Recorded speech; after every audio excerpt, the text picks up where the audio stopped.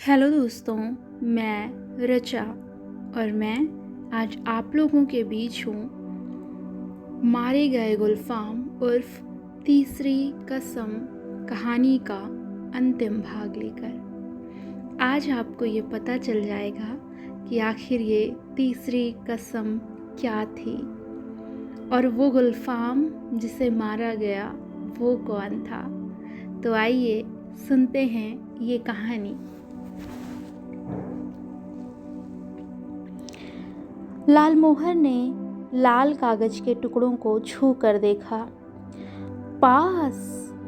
वाह रे हीरामन भाई, लेकिन 5 पास लेकर क्या होगा?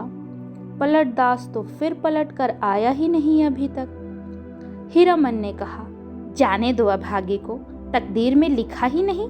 हाँ, पहले गुरु कसम खानी होगी सभी को कि गांव घर में यह बात एक पंछी भी ना जान पाए।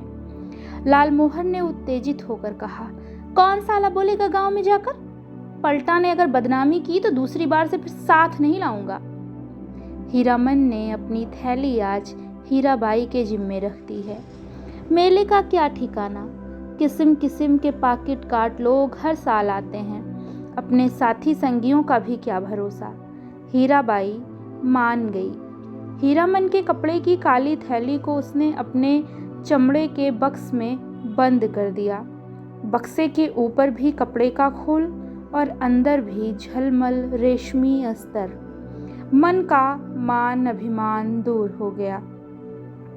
लालमोहर और धुन्नी राम ने मिलकर हीरामन की बुद्धि की तारीफ की, उसके भाग्य को सराहा बार बार, उसके भाई और भाभी की निंदा की दबी जबान से। हीरामन के जैसा हीरा भाई मिला है, इसीलिए कोई दूसरा भाई होता तो? लहसनवा का मुंह लटका हुआ है। ऐलान सुनते सुनते ना जाने कहाँ चला गया कि गाड़ी भर सांझ ऐलान सुनते सुनते ना जाने कहाँ चला गया कि घड़ी भर सांझ होने के बाद लौटा है। लालमोहर ने एक मालिकाना झिड़की दी है, गाली के साथ, सोहदा कहीं का। धुन्नी राम ने चूल्हे पर खिचड़ी चढ़ाते हुए कहा, पहले यह फैसला कर लो कि गाड़ी के पास कौन रहेगा। रहेगा कौन? यह लहसनवा कहाँ जाएगा? लहसनवा रो पड़ा, ए मालिक, हाँ जोड़ते हैं, एक को झलक, बस एक झलक। हीरामन ने उदारता पूर्वक कहा, अच्छा, एक झलक क्यों, 1 घंटा देखना, 1 घंटा देखना, मैं आ जाऊंगा। नौटंकी शुरू होने के 2 घंटे पहले ही नगाड़ा बजना शुरू हो जाता है और नगाड़ा शुरू होते ही लोग पतिंगों की भांति टूटने लगते हैं। टिकट घर के पास भीड़ देखकर हीरामन को बड़ी हंसी आई। लालमोहर उधर देख कैसी धक्कम धुक्की चल रही है। हीरामन भाई, कौन पलटदास कहाँ की लदनी लाद आए? लालमोहर ने पराए गांव के आदमी की तरह पूछा।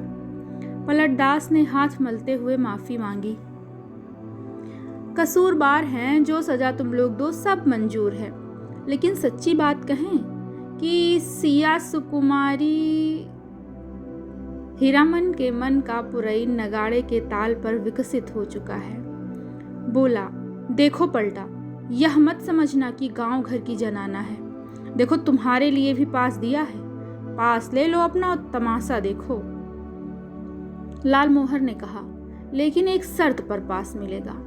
बीच बीच में लहसनवा को भी पलटदास को कुछ बताने की जरूरत नहीं थी, वह लहसनवा से बातचीत कराया है अभी। लालमोहर ने दूसरी शर्त सामने रखी, गांव में अगर यह बात मालूम हुई किसी तरह।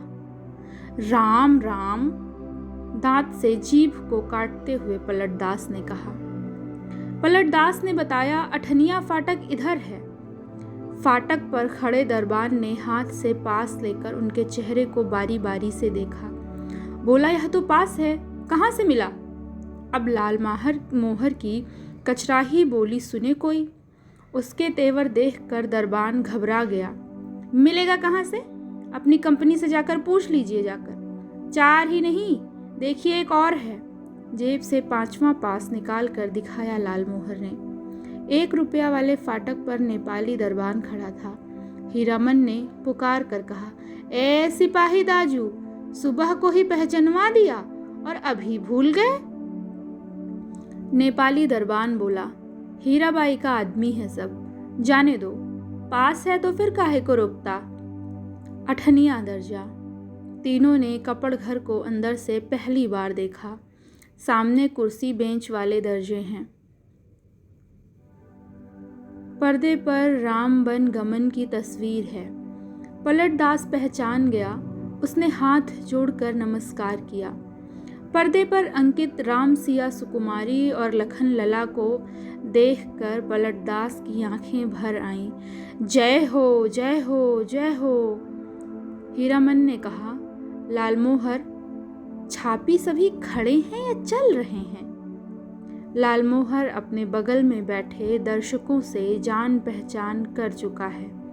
उसने कहा, खेला अभी पर्दा के भीतर है, अभी जमीनका दे रहा है लोग जमाने के लिए। पलटदास ढोलक बजाना जानता है, इसलिए नगाड़े के ताल पर गर्दन हिलाता है और दिया सलाई पर ताल काटता है। बीड़ी आदान प्रदान करके हीरामन ने भी एकाध जान पहचान कर ली। लालमोहर के परिचित आदमी ने चादर से देह ढकते हुए कहा, नाच शुरू होने में भी देर है, तब तक एक नींद ले लें। सब दर्जा से अच्छा 8वां दर्जा। सबसे पीछे ऊंची जगह पर है, जमीन पर गरम पुआल। हे। कुर्सी बेंच पर बैठकर इस सर्दी के मौसम में तमाशा देखने वाले अभी घुच घुच कर उठेंगे चाह पीने। उस आदमी ने अपने संगी से कहा, खेला शुरू होने पर जगा देना।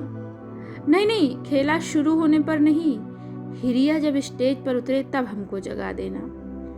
हीरामन के कलेजे में जरा आंच लगी। हिरिया बड़ा लटपटिया आदमी मालूम पड़ता है।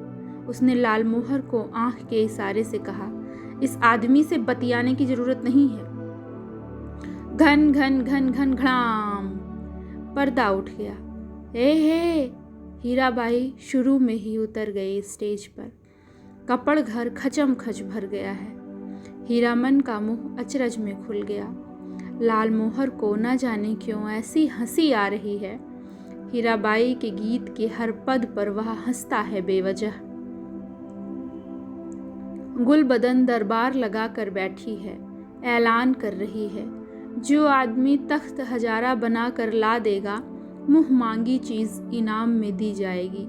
अजी है कोई ऐसा फनकार तो हो जाए तैयार, बना कर लाए तख्त हजारा। अलबत्ता नाचती है, क्या गला है मालूम है। यह आदमी कहता है कि हीराबाई पान, बीड़ी, सिगरेट, जर्दा कुछ नहीं खाती। ठीक कहता है, बड़ी नेम वाली है। कौन कहता है कि नचनिया है? दांत में मिस्सी कहाँ है? पाउडर से दांत धो लेती होगी। हरगिज नहीं। कौन आदमी है, बात की बेबात करता है। कंपनी की औरत को पतुरिया कहता है। तुमको बात क्यों लगी? कौन है पतुरिया? मारो साले को, मारो। हो हल्ले के बीच हीरामन की आवाज कपड़ घर को फाड़ रही है। आओ, एक एक की गर्दन उतार देंगे। लालमोहर दुलाली से पटापट पीटता जा रहा है सामने के लोगों को। पलटदास एक आदमी की छाती पर सवार है। साला सिया सुकुमारी को गाली देता है, सो भी मुसलमान होकर। धुन्नीराम शुरू से ही चुप था। मारपीट शुरू होते ही वह कपड़ घर से निकलकर बाहर भागा। काले कोट वाले नौटंकी के मैनेजर नेपाली सिपाही के साथ दौड़े आए। दरोगा साहब ने हंटर से पीट पाट शुरू की। हंटर खाकर लालमोहर तिलमिला उठा। कचराही बोली में भाषण देने लगा। दरोगा साहब मारते हैं, मारिए, कोई हर्ज नहीं, लेकिन यह पास देख लीजिए। एक पास पॉकेट में भी है, देख सकते हैं हुजूर। टिकट नहीं, पास पास। तब हम लोगों के सामने कंपनी की औरत को कोई बुरी बात कहे तो कैसे छोड़ देंगे? कंपनी के मैनेजर के समझ में आ गई सारी बात। उसने दरोगा को समझाया, हुजूर मैं समझ गया, यह सारी बदमाशी मथुरा मोहन कंपनी वालों की है। तमाशे में झगड़ा खड़ा करके कंपनी को बदनाम नहीं हुजूर, इन लोगों को छोड़ दीजिए। हीराबाई के आदमी हैं, बेचारी की जान खतरे में है। हुजूर से कहा था ना। हीराबाई का नाम सुनते ही दरोगा ने तीनों को छोड़ दिया, लेकिन तीनों की दुआली छीन ली गई। मैनेजर ने तीनों को 1 रुपए वाले दर्जे में कुर्सी पर बिठाया। आप लोग यहीं बैठिए, पान भिजवा देता हूँ। कपड़ घर शांत हुआ और हीराबाई स्टेज पर लौट आई। नगाड़ा फिर घनघना उठा। थोड़ी देर बाद तीनों को ही एक साथ धुन्नी राम का ख्याल हुआ। अरे, धुन्नी राम कहाँ गया? मालिक, ओ मालिक! लहसनवा कपड़ घर से बाहर चिल्ला कर पुकार रहा है। ओ लाल मोहर मालिक! लाल मोहर ने तार स्वर में जवाब दिया, इधर से, उधर से, इधर से, एक टकिया फाटक से। सभी दर्शकों ने लाल मोहर की ओर मुड़कर देखा। लहसनवा को नेपाली सिपाही लाल मोहर के पास लेकर आया। लाल मोहर ने जेब से पास निकाल कर दिखा दिया। लहसनवा ने आते ही पूछा, मालिक, कौन आदमी क्या बोल रहा था? बोलिए तो जरा, चेहरा दिखला दीजिए उसकी एक झलक। लोगों ने लहसनवा की चौड़ी और सपाट छाती देखी। जाड़े के मौसम में भी खाली देह, चेले चाटी के साथ हैं ये लोग। लालमोहर ने लहसनवा को शांत किया।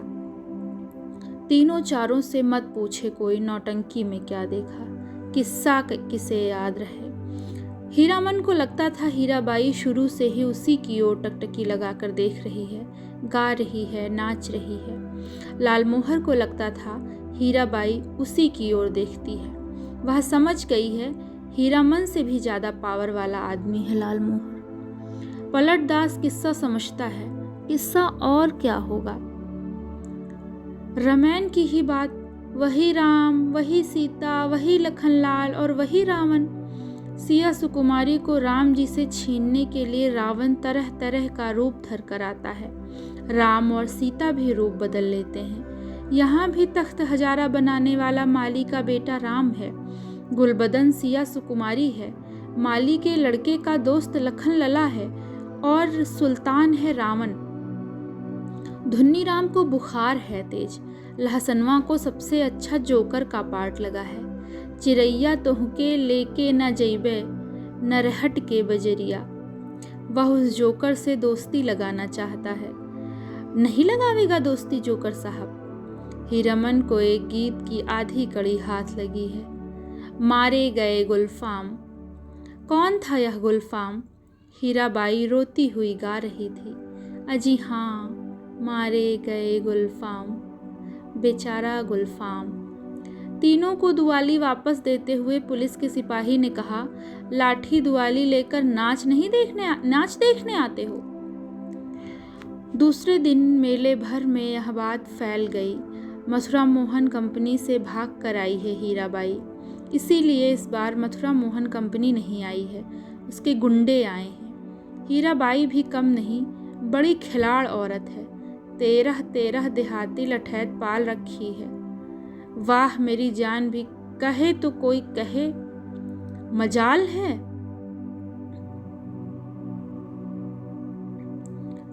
दस दिन रात, दिन भर भाड़ा ढोता हीरामन। शाम होते ही नौटंकी का नगाड़ा बजने लगता। नगाड़े की आवाज़ सुनते ही हीराबाई की पुकार कानों के पास मंडराने लगती। भैया, मीता, हीरामन, उस्ताद, गुरुजी। हमेशा कोई न कोई बाजा उसके मन के कोने में बजता रहता दिन भर। कभी हारमोनियम, कभी नगाड़ा, कभी ढोलक और कभी हीराबाई की पैजनी। उन्हीं साजों की गत पर हीरामन उठता बैठता, चलता फिरता। नौटंकी कंपनी के मैनेजर से लेकर पर्दा खींचने वाले तक उसको पहचानते हैं, हीराबाई का आदमी है। पलटदास हर रात नौटंकी शुरू होने के समय श्रद्धापूर्वक स्टेज को नमस्कार करता, हाथ जोड़कर। लालमोहर एक दिन अपनी कचराही बोली सुनाने गया था हीराबाई को। हीराबाई ने पहचाना ही नहीं, तब से उसका दिल छोटा हो गया है। उसका नौकर लहसनवा उसके हाथ से निकल गया है, नौटंकी कंपनी में भर्ती हो गया है। जोकर से उसकी दोस्ती हो गई है। दिन भर पानी भरता है, कपड़े धोता है, कहता है गांव में क्या है जो जाएंगे। लालमोहर उदास रहता है। धुन्नी राम घर चला गया है बीमार होकर। हीरामन आज सुबह से 3 बार लदनी लाद कर स्टेशन आ चुका है। आज ना जाने क्यों उसको अपनी भौजाई की याद आ रही है। धुन्नी राम ने कुछ कह तो नहीं दिया है बुखार की झोंक में। यही कितना अटर पटर बक रहा था। गुलबदन तख्त हजारा लहसनवा मौज में है, दिन भर हीराबाई को देखता होगा। कल कह रहा था, हीरामन मालिक, तुम्हारे अकबाल से खूब मौज में हूँ। हीराबाई की साड़ी धोने के बाद कठौते का पानी अत्तर गुलाब हो जाता है, उसमें अपनी गमछी डुबाकर छोड़ देता हूँ। लो सूंघोगे? हर रात किसी न किसी के मुंह से सुनता है वह, हीराबाई नचनिया है। कितने लोगों से लड़े वह, बिना देखे ही लोग कैसे कोई बात बोलते हैं। राजा को भी लोग पीठ पीछे गाली देते हैं। आज वह हीराबाई से मिलकर कहेगा, नौटंकी कंपनी में रहने से बहुत बदनाम करते हैं लोग, सर्कस कंपनी में क्यों नहीं काम करती, सबके सामने नाचती है। हीरामन का कलेजा दब दब चलता रहता है उस समय। सर्कस कंपनी में बाघ को उसके पास जाने की हिम्मत कौन करेगा? सुरक्षित रहेगी हीराबाई? किधर की गाड़ी आ रही है? हीरामन, ए हीरामन भाई। लालमोहर की बोली सुनकर हीरामन ने गर्दन मोड़ कर देखा। क्या लाद कर लाया है लालमोहर? तुमको ढूंढ रही है हीराबाई, स्टेशन पर जा रही है, एक ही सांस में सुना गया। लालमोहर की गाड़ी पर ही आई है मेले से। जा रही है? कहाँ? हीराबाई रेलगाड़ी से जा रही हैं। हीरामन ने गाड़ी खोल दी। माल गोदाम के चौकीदार से कहा, भैया जरा गाड़ी बैल देखते रहिएगा, आ रहे हैं। उस्ताद जनाना मुसाफिर खाने के फाटक के पास हीराबाई ओढ़नी से मुंह हाथ ढक कर खड़ी थी। थैली बढ़ाती हुई बोली, लो हे भगवान, भेंट हो गई। चलो, मैं तो उम्मीद ही खो चुकी थी, तुमसे अब भेंट नहीं हो सकेगी। मैं जा रही हूँ गुरुजी। बक्सा ढोने वाला आदमी आज कोट पतलून पहनकर बाबू साहब बन गया है। मालिकों की तरह कुलियों को हुक्म दे रहा है। जनाना दर्जा में चढ़ाना अच्छा? हीरामन हाथ में थैली लेकर चुपचाप खड़ा रहा। कुर्ते के अंदर से थैली निकाल कर दी है हीराबाई ने। चिड़िया की तेह की तरह गर्म है थैली। गाड़ी आ रही है। बक्सा ढोने वाले ने मुख बनाते हुए हीराबाई की ओर देखा। उसके चेहरे का भाव स्पष्ट है। इतना ज्यादा क्या? हीराबाई चंचल हो गई। बोली, हीरामन इधर आओ अंदर। मैं फिर लौट कर जा रही हूँ मथुरा मोहन कंपनी में। अपने देश की कंपनी है। वनैली मेला आओगे ना? हीराबाई ने हीरामन के कंधे पर हाथ रखा, इस बार दाहिने कंधे पर। फिर अपनी थैली से रुपया निकालते हुए बोली, एक गरम चादर खरीद लेना। हीरामन की बोली फूटी। इतनी देर बाद इस हरदम रुपया पैसा, रखिए रुपया, क्या करेंगे चादर? हीराबाई का हाथ रुक गया। उसने हीरामन के चेहरे को गौर से देखा, फिर बोली, तुम्हारा जी बहुत छोटा हो गया है। क्यों मीता? महुआ घटवारिन को सौदागर ने खरीद जो लिया है गुरुजी। गला भर आया हीराबाई का। बक्सा ढोने वाले ने बाहर से आवाज दी, गाड़ी आ गई। हीरामन कमरे के बाहर निकल आया। बक्सा ढोने वाले ने नौटंकी के जोकर जैसा मुंह बनाकर कहा, लाट फार्म से बाहर भागो, बिना टिकट के पकड़ेगा तो 3 महीने की हवा। हीरामन चुपचाप फाटक से बाहर जाकर खड़ा हो गया। स्टेशन की बात, रेलवे का राज, नहीं तो इस बक्सा ढोने वाले का मुंह सीधा कर देता हीरामन। हीराबाई ठीक सामने वाली कोठरी में चढ़ी। इतना टान। गाड़ी में बैठकर भी हीरामन की ओर देख रही है। टुकुर टुकुर। लालमोहर को देखकर जी जल उठता है। हमेशा पीछे पीछे, हरदम हिस्सादारी सूझती है। गाड़ी ने सीटी दी। हीरामन को लगा उसके अंदर से कोई आवाज़ निकलकर सीटी के साथ ऊपर की ओर चली गई है। कू। छक छक छक गाड़ी हिली। हीरामन ने अपने दाहिने पैर के अंगूठे को बाएं पैर की एड़ी से कुचल लिया। कलेजे की धड़कन ठीक हो गई। हीराबाई हाथ की बैगनी साफी से चेहरा पोंछती है। साफी हिलाकर इशारा करती है, अब जाओ। आखिरी डिब्बा गुजरा। प्लेटफॉर्म खाली, सब खाली, खोखले मालगाड़ी के डिब्बे। दुनिया ही खाली हो गई मानो। हीरामन अपनी गाड़ी के पास लौट आया। हीरामन ने लालमोहर से पूछा, तुम कब तक लौट रहे हो गांव? लालमोहर बोला, अभी गांव जाकर क्या करेंगे, यहाँ तो भाड़ा कमाने का मौका है। हीराबाई चली गई, मेला अब टूटेगा। अच्छी बात, कोई सामान देना है घर? लालमोहर ने हीरामन को समझाने की कोशिश की, लेकिन हीरामन ने अपनी गाड़ी गांव की ओर जाने वाली सड़क की ओर मोड़ दी। अब मेले में क्या धरा है, खोखला मेला। रेलवे लाइन की बगल से बैलगाड़ी की कच्ची सड़क है दूर तक। हीरामन कभी रेल पर नहीं चढ़ा है। उसके मन में फिर पुरानी लालसा झांकी, रेलगाड़ी पर सवार होकर गीत गाते हुए जगन्नाथ धाम जाने की लालसा। उलटकर अपने खाली टप्पर की ओर देखने की हिम्मत नहीं होती है। पीठ में आज भी गुदगुदी लगती है। आज भी रह रह कर चंपा का फूल खिल उठता है। उसकी गाड़ी में एक गीत की टूटी कड़ी पर नगाड़े का ताल कट जाता है बार बार। उसने उलट कर देखा, बोरे भी नहीं, बांस भी नहीं, बाघ भी नहीं, परी, देवी, मीता, हीरा देवी, महुआ घटवारिन, कोई नहीं। मरे हुए मुहूर्तों की गूंगी आवाज़ें मुखर होना चाहती हैं। हीरामन के होंठ हिल रहे हैं। शायद वह तीसरी कसम खा रहा है। कंपनी की औरत की लदनी।